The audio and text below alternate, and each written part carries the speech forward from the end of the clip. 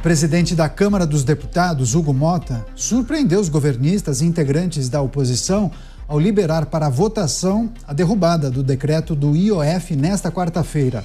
Interlocutores do Planalto acreditam que essa decisão seria uma reação de Motta à entrevista concedida pelo ministro da Fazenda, Fernando Haddad, na qual ele criticou a proposta de aumentar o número de deputados federais, e a avaliação é que a votação representa um rompimento de um acordo muito significativo, como há tempos não se via. O líder do PL na casa, deputado Sóstenes Cavalcante, ele comemorou a análise da pauta e a possibilidade de derrubar um decreto do governo, alegando inércia do Planalto em relação a essa proposta.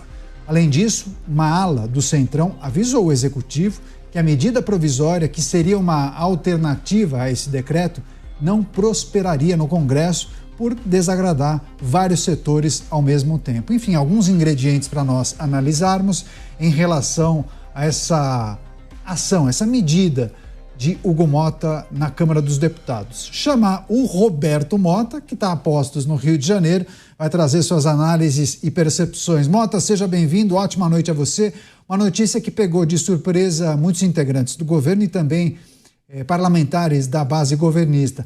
Havia uma sinalização de que nessa semana só seriam pautadas matérias de consenso, porque muitos parlamentares estão nos seus estados por conta de festividades, eventos juninos e por aí vai.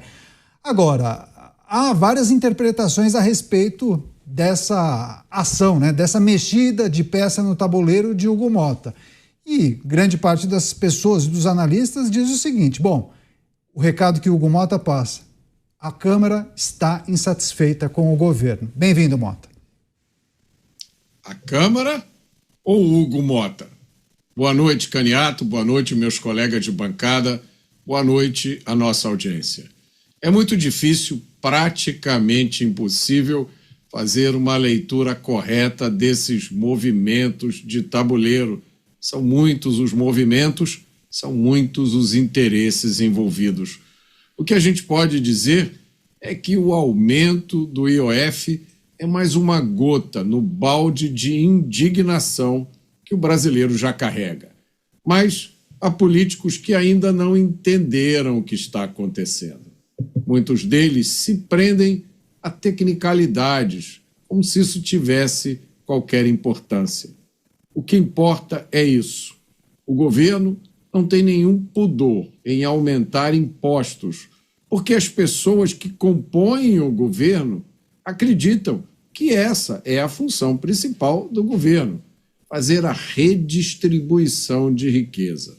Claro, quando o governo redistribui, ele fica com um bom pedaço da riqueza para ele mesmo. O governo preparando as respostas e também a estratégia para essa votação. Chamar o Luiz Felipe Dávila, também acompanhando essas movimentações em Brasília. Dávila, seja bem-vindo, uma ótima noite a você. Medida pautada por Hugo Motta, grande parte da Câmara surpresa com essa movimentação, porque havia um acordo de cavalheiros que essa matéria não entraria na pauta no dia de hoje, Mas parece que aconteceu alguma coisa nos bastidores para que ele tomasse essa decisão. Dávila, bem-vindo. Boa noite, Caniato, boa noite aos meus colegas de bancada e boa noite à nossa audiência. Caniato, estamos em época de São João e não só tem a fogueira de São João, mas tem a fogueira das vaidades. E o que fez Hugo Motta a pautar em regime de urgência essa matéria foi a fogueira das vaidades. O presidente da Câmara se sentiu ofendido com uma entrevista do ministro da Fazenda. Mas o fato é que esta indignação do presidente da Câmara e romper este acordo e colocar em votação uma matéria urgente como esta do IOF mostram duas coisas. Primeiro, já havia um consenso no Congresso Nacional de que a maioria não estava disposta a aumentar impostos, ou seja, dar mais um voto a favor de aumento de tributo no meio de uma situação dramática de aumento da taxa de juros e de uma indisposição do governo fazer qualquer movimento para reduzir as despesas públicas. Segundo lugar, havia também a arrogância do ministro da Fazenda no tratamento do Congresso Nacional. O seu depoimento na Comissão de Assuntos Econômicos na Câmara acabou se transformando num bate-boca e num desrespeito a parlamentares. Segundo, o Congresso Nacional alertou o governo de que era preciso mandar outra proposta, além somente do aumento de imposto. Nada foi feito. Pelo contrário, o ministro da Fazenda resolveu sair de férias. E a resposta veio com esta gota d'água no meio das festas de São João. Agora, a relatoria da matéria caiu na mão de um deputado da oposição que é terminantemente contra a proposta do aumento do IOF. Às vezes, Caniato, esta fogueira de vaidades beneficia o contribuinte brasileiro. Felizmente, quem ganhou com esta medida foi o contribuinte e vai obrigar o governo a retornar à prancheta e descobrir como reduzir despesas públicas. Pois é, integrantes do Palácio do Planalto estariam, de forma reservada, colocando na conta do ministro Fernando Haddad por Hugo Mota ter pautado essa derrubada do decreto do IOF e atribuem as falas de Haddad nessa entrevista que ele concedeu a uma emissora de TV aberta, criticando, por exemplo, o aumento no número de cadeiras de deputados na Câmara. Nelson Kobayashi com a gente. Vou até vir para aberta aqui, o cenário bonito dos Pingos nos Is. O Nelson Kobayashi, que todos conhecem, vários programas. Ele é comentarista, apresentador aqui na Jovem Pan. Koba, seja bem-vindo, viu?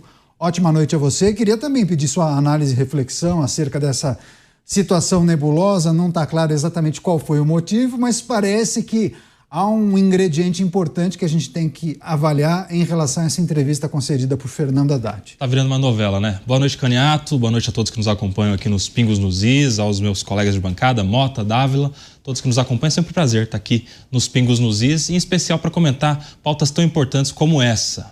O projeto que pode sustar o decreto do governo em relação ao aumento do IOF. Muitas coisas estão por trás dessa movimentação envolvendo o presidente da Câmara em específico, Daniel Caniato. São muitas mensagens que são passadas quando ele pauta a urgência, depois quando pauta agora o mérito desse projeto que não interessa ao governo, que pelo contrário, deixa o governo insatisfeito com a atuação do presidente da Câmara. Mas, por outro lado, deixa muitos outros satisfeitos. A gente tem que se lembrar que o Hugo Mota foi eleito presidente da Câmara fruto de um acordo muito grande entre muitos partidos, inclusive os partidos de oposição, que deixaram de votar no Marcelo Van Hatten, do Partido Novo, para aderir a um grande acordo envolvendo o Hugo Mota, que é do Republicanos e que conversaria com todos os atores políticos e dando abertura para quaisquer pautas, sejam as pautas governistas quanto as pautas da oposição.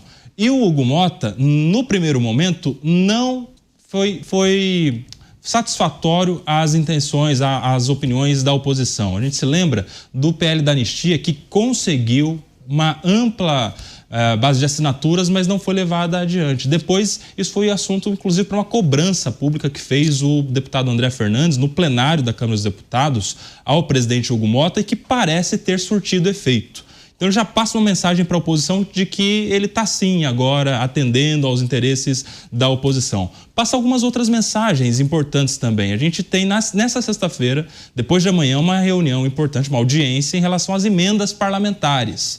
Então, quando ele pauta assuntos que são de desagrado do governo, ele está também passando uma mensagem falando, olha só, não adianta eu e o presidente do Senado irmos até a audiência pública, fazermos a nossa parte para que seja mantido o sistema de emendas parlamentares, se o governo, que também tem muito interesse, e veja como há interesse, governo, de que as suas pautas sejam aprovadas, também não se movimentar para resolver essa questão das emendas. Então também passa uma mensagem ao Poder Executivo. E, naturalmente, a gente não pode deixar de levar em consideração que a gente está, Caniato, todos que nos acompanham, em um momento de muitos partidos saindo da base do governo, deixando esta embarcação, inclusive o próprio Republicanos, que é o partido do presidente da Câmara, Hugo Mota. Isso também deve ser levado em consideração. Fato é, vamos ver como é que o governo vai reagir agora a essa medida do Hugo Mota que, naturalmente, incomoda o governo,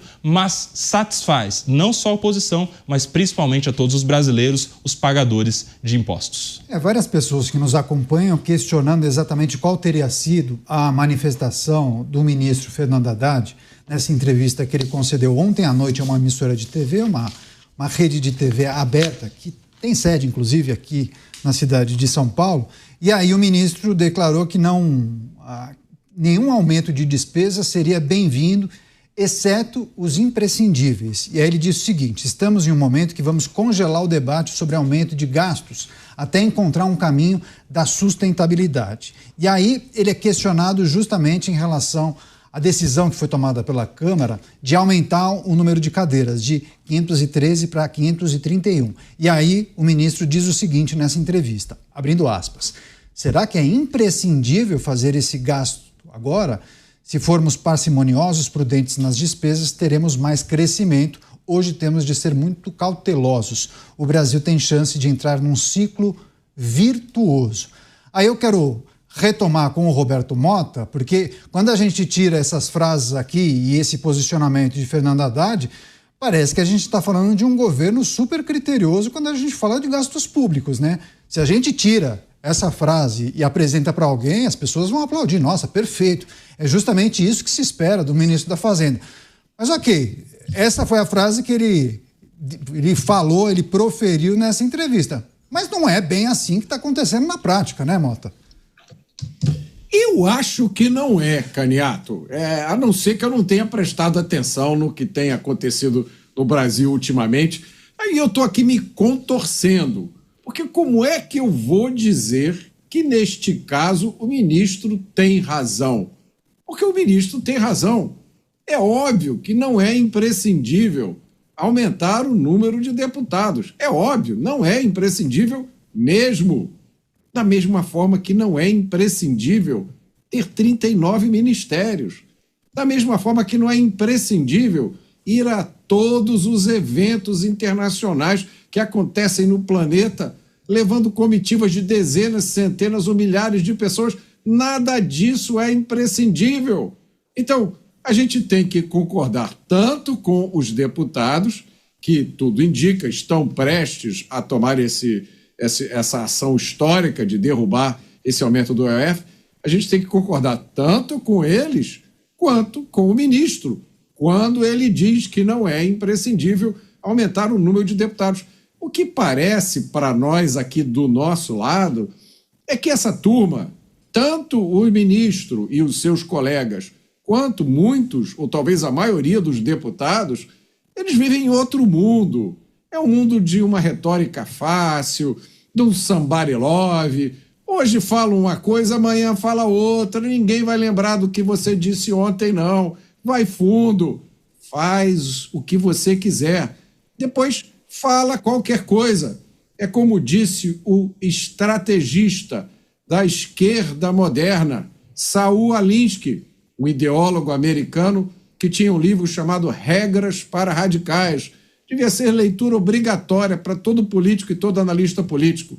Saul Alinsky, aconselhando os ativistas da esquerda americana, dizia o seguinte: faz o que você tem que fazer para chegar ao poder. Depois, você veste a sua ação com as roupas da moralidade. Pois é, os fins justificariam os meios, né, Mota? Deixa eu passar para o Dávila para trazer também a percepção acerca dessa manifestação de Fernando Haddad, mas tem um veículo de comunicação que noticiou, viu, Dávila, um portal de notícias sediado em Brasília, de que Gleisi Hoffmann teria feito críticas à postura de Fernando Haddad, dizendo que não caberia a ele fazer uma crítica a uma decisão que compete somente ao Congresso Nacional, independentemente de juízo de valor, se concorda ou não, que essa é uma atribuição do Congresso e ao Congresso, no caso a Câmara, quem tem que tomar essa decisão de aumentar o número de cadeiras. Mas também tem uma outra informação de bastidores, que teve um jantar organizado por um grupo de advogados progressistas, um grupo muito conhecido. E aí Fernando Haddad foi convidado. E aí Fernando Haddad teria feito muitas críticas ao presidente da Câmara dos Deputados. E assim, um evento com dezenas de pessoas, é óbvio que a informação vaza. E parece que vazou. E isso chegou a Hugo Mota, que ficou muito aborrecido e desapontado com o ministro Fernando Haddad. Dávila. Caniato, como as fofocas de Brasília mexem com o poder, né? Mexem com as vaidades, como eu falei aqui há pouco. E mexeu com a vaidade do ministro, do presidente da Câmara. O fato é que, nessa história, eu concordo com o Mota, todo mundo tem razão, inclusive Gleisi Hoffmann. Esse é um assunto, não é para o ministro da Fazenda se intrometer, esse é um assunto do Congresso Nacional. Não tem nada a ver o ministro falar. Mas isso faz parte de uma estratégia que nós chamamos de diversionismo, é você tirar o foco da questão importante. O que o ministro da Fazenda deveria estar explicando para a população foi o relatório desastroso que a Instituição Fiscal Independente do Senado acabou de publicar no mês de junho. Mostra ali números que deveria tirar o sono do ministro. O ministro devia estar falando sobre isso. Um déficit primário de 0,66% do PIB em 2025, deterioração das contas públicas a médio prazo. O déficit deve chegar a 3% do PIB. Você se lembra, Caniato, que desde o Plano Real nós tínhamos o famoso tripé, que era superávit primário, que era ter um câmbio flutuante e metas de inflação. Este governo acabou com esse tripé. Nós temos déficit primário, que só aumenta essa relação de dívida-PIB, pressiona o aumento da taxa de juros, e isso respinga no bolso de todos os brasileiros. Recorde de inadimplência, taxa de juros mais alta dos últimos 20 anos. Meta de inflação? Esqueça! Isso é coisa de economista tucano. O negócio agora é estourar a meta de inflação, está sempre acima da meta de inflação. E aí, o Mota que vai lá à feira dele, ao supermercado todo dia, a mercearia dele, só vê o preço explodir. O Mota e o Brasil. Então, olha que irresponsabilidade fiscal. E sobre isso, o ministro fica quieto. O ministro fica quieto que nós temos uma relação dívida-PIB de 77,6% do PIB, Caniato. Isso vai pressionar ainda mais a inflação, as taxas de juros. E quem paga a conta dessa irresponsabilidade? Nós. E o que o ministro quer fazer? Aumentar imposto. Não é reduzir despesa pública. É um absurdo total. Isso aí é o teatro dos horrores. E aí, para esconder esses assuntos da IFE, da Instituição Fiscal Independente, quando libera esses números, vamos falar de números de deputados, vamos falar de outra coisa, vamos falar da guerra do Irã, vamos falar de qualquer outro assunto para tirar o holofote da questão fundamental. Porque a inflação sobe, porque a taxa de juros sobe e porque o Brasil hoje é recordista de inadimplentes. Isso tem uma resposta. Irresponsabilidade fiscal. E irresponsabilidade fiscal não é terceirizada a demais governos, nem governos do passado. É a este governo. Foi este governo que cavou esse buraco. Pois é, o Koba fez um apontamento importante em relação às reflexões que conectam as emendas parlamentares a todo esse imbróglio que envolve o projeto do IOF, mas também o cálculo feito lá atrás pelos governistas, Koba, indicava que a taxação do IOF iria bancar a perda de arrecadação com a isenção do imposto de renda para quem ganha até R$5 mil. Essa medida foi uma promessa de campanha em 22 e também iria catapultar uma campanha à reeleição, né? Seria uma medida que agradaria a boa parte da população, uma faixa importante para o eleitorado. Agora, parece que esse projeto não vai prosperar. E aí eu passo a bola para você. Então, qual vai ser a saída para conseguir implementar esse programa? Olha, Caniato, no o que todos concordam. Isenção de imposto de renda para quem ganha até R$5 mil. No como é que há grande divergência. Porque o governo quer compensar justamente com o aumento de arrecadação. Esse aumento do IOF seria uma das maneiras de sustentar a isenção, a renúncia de arrecadação que se daria a partir do projeto que seria a grande aposta do governo, inclusive para fins eleitorais no ano que vem.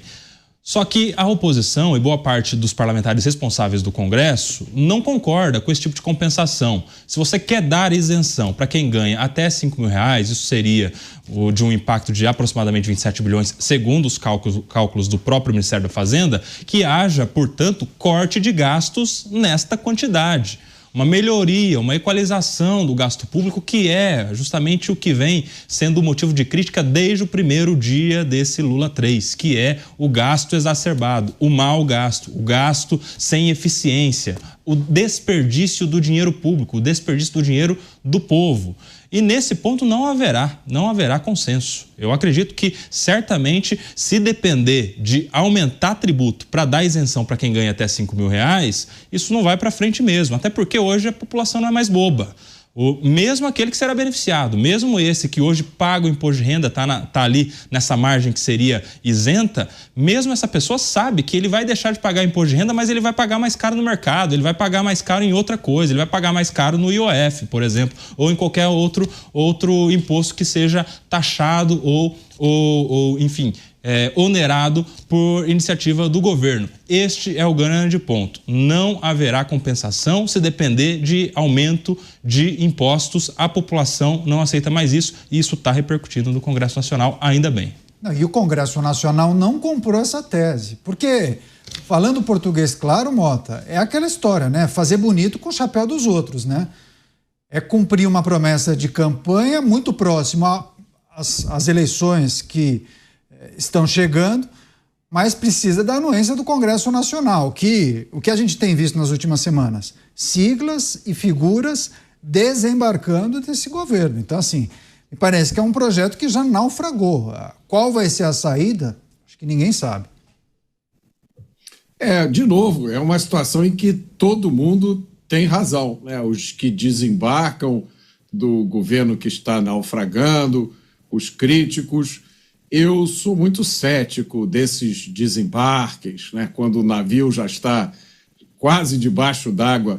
Bom é desembarcar logo no início, quando você vê que o navio está indo na direção errada, está todo mundo lá no restaurante, bebendo, dançando, e você diz, eu não vou entrar nisso aí não, porque isso tudo é errado. Esse é o desembarque que eu gosto de ver. Esse desembarque de conveniência, Caniato, eu não sei não. Agora, o governo tem obsessão com gastos. Gasto é vida. Vocês lembram dessa frase? Gasto é voto, meus amigos. Por isso o governo também tem obsessão com imposto. Não vamos nos iludir. Para o governo, o imposto é ótimo. O imposto tem inúmeras vantagens. Por exemplo, o imposto coloca os empresários comendo na mão do governo. Todo mundo lá querendo uma isenção, querendo um mecanismo especial. O imposto financia os programas assistenciais populistas. O Bolsa Isso, o Bolsa Aquilo, o PED não sei do que. Esses programas que geram dependência nas pessoas desde jovens e produzem voto. Eu vou dizer a vocês, a obsessão do governo com gasto e imposto é maior do que a obsessão dos ayatolás com a bomba atômica. A minha aposta é que nenhum dos dois, nem o governo, nem os ayatolás, vai mudar de ideia. Pois é, Dávila, você há muitos e muitos anos bate na tecla de que é preciso reduzir gastos, é preciso transformar a máquina pública em um instrumento muito mais eficiente e é preciso olhar para as finanças justamente com o objetivo de aumentar a capacidade de investimento que perdemos completamente com esse rombo que a gente observa aumentando principalmente nos últimos anos. Eu queria a sua análise e reflexão sobre uma fala que o presidente fez hoje em um evento mais cedo, dizendo que o país concede muitas isenções para setores, empresas, produtores do agronegócio, como que querendo justificar. Bom, nós também ajudamos muito aqueles que empregam, não há problema nenhum em também ajudar aqueles que são mais simples, querendo justificar uma eventual taxação, IOF, e por aí vai, Dávila. Canhato, como o Mota gosta sempre de lembrar no nosso programa, Pingos nos Is, As ideias erradas produzem políticas públicas erradas. Este é um governo que tem horror a rico, a empresário, a empreendedor. Tem sempre essa visão punitiva. Precisamos tomar mais dinheiro dos ricos, daqueles que produzem, precisam pagar por os coitadinhos dos pobres. É esta visão de uma economia de soma zero. Precisa tirar de quem mais ganha para dar para aqueles que menos ganham ou que esses que estão na dependência do governo. 50% da população brasileira recebe um chequinho do governo. É muita gente. E aí, então, o governo tem esse incentivo perverso de aumentar o número de benefícios para tentar segurar a queda de popularidade e tentar transformar isso em voto no próximo ano. Esta é a mecânica. É uma mecânica desastrosa para o país, porque aumenta a dívida pública, diminui o nosso poder aquisitivo, desincentiva a produção e a geração de empregos. E aí temos de voltar sempre na raiz do problema. Esta irresponsabilidade fiscal, Caniato, ela está ancorada numa decisão do governo no primeiro dia de mandato, que foi dar aumento real ao salário mínimo muito acima da inflação e vincular o aumento do salário mínimo a todos os benefícios sociais do governo. Isso representa 60% do orçamento da nação, Caniato. É a conta que a instituição fiscal independente já fez e eu não canso de repetir nos pingos dos is. Para cada R$1 que sobe do salário mínimo, tem um impacto de 380 bilhões de reais nas contas públicas.